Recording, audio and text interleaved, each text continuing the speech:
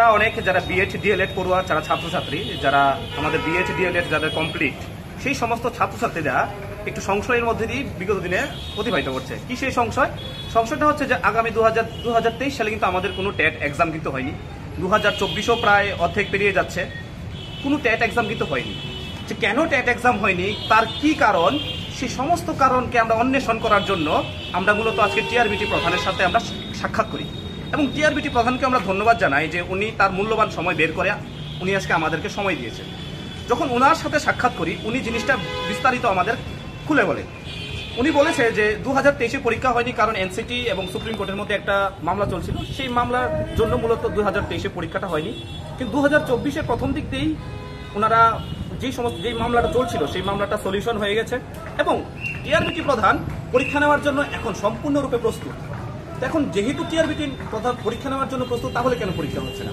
TRBT প্রধান এই বিষয়ে আমাদের অবগত করেছে যে টিআরবিটি প্রধান রাজ্য সরকারের কাছে একটা দাবি করেছিল যেন এখন আমরা পরীক্ষা নেওয়ার জন্য প্রস্তুত, আপনারা দ্রুত পরীক্ষা নেওয়ার ব্যবস্থা গ্রহণ করুন অ্যাডমিনিস্ট্রেশনের মাধ্যমে। কিন্তু তখন রাজ্য সরকার জানিয়ে দেয় যে এখন আগামীতে লোকসভা ইলেকশন, সেই লোকসভা নির্বাচনের জন্য এখন সমস্ত অ্যাডমিনিস্ট্রেটিভ বিজি আছে, তার জন্য পরীক্ষাটা নেওয়া হচ্ছে না। গেল লোকসভা ইলেকশন গেল, লোকসভা ইলেকশনের পরে আবার টিআরবিটি প্রধান রাজ্য সরকারের কাছে অনুরোধ করেছে যে এখন তো লোকসভা শেষ, তাহলে এখন আপনারা পরীক্ষা নিয়ে নিন।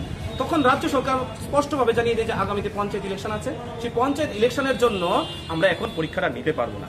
তাহলে পঞ্চায়েত ইলেকশন শেষ হচ্ছে মোটামুটি আগস্ট মাসের 16 তারিখের মধ্যে ইলেকশন শেষ হয়ে যাচ্ছে। তখন আমরা টিআরবিটি প্রধানের কাছে রিকোয়েস্ট করেছি যে 16 তারিখেও কিন্তু আপনি একবার দয়া করে আবার সরকারের কাছে একটু পৌঁছে দেবেন, যেন সরকার যেন আমাদের কথাটা বিবেচনা করে যেন এক্সামের জন্য একটা প্রিপারেশন গ্রহণ করে। তো আমরা আশাবাদী যেন সরকার আগস্ট মাসের 16 তারিখের পরে অর্থাৎ পঞ্চায়েত ইলেকশনের পরে যেন আমরা যারা বেকার আছি, যারা বিএড ডিএলএড ত্রিপুরা রাজ্য বলুন বা বহিরাজ্য থেকে যারা আমরা এতগুলো টাকা দিয়ে আমরা করে এসেছি, যেন টেট পরীক্ষাটা যেন আমরা বসতে পারি। সেই অর্থে রাজ্য সরকার আছে আমাদের ছাত্রছাত্রীদের তরফ থেকে একটা বিনম্রভাবে অনুরোধ যেন পঞ্চায়েত ইলেকশনের পরে আপনারা যেন একটা এক্সাম নেওয়ার জন্য একটা ব্যবস্থা আপনারা গ্রহণ করুন। আমরা আশাবাদী, আমরা রাজ্যের মুখ্যমন্ত্রীর কাছে আমরা আশাবাদী যেন আমাদের যারা ছাত্রছাত্রী, যে ছাত্রছাত্রীর যে কথা, সেই কথাকে উনি বিবেচনা করে এবং সেটার একটা সঠিক একটা ব্যবস্থা গ্রহণ করবে। আমরা আশাবাদী যে ছাত্রদের উনি এভাবে ভেসে যেতে দেবেন না।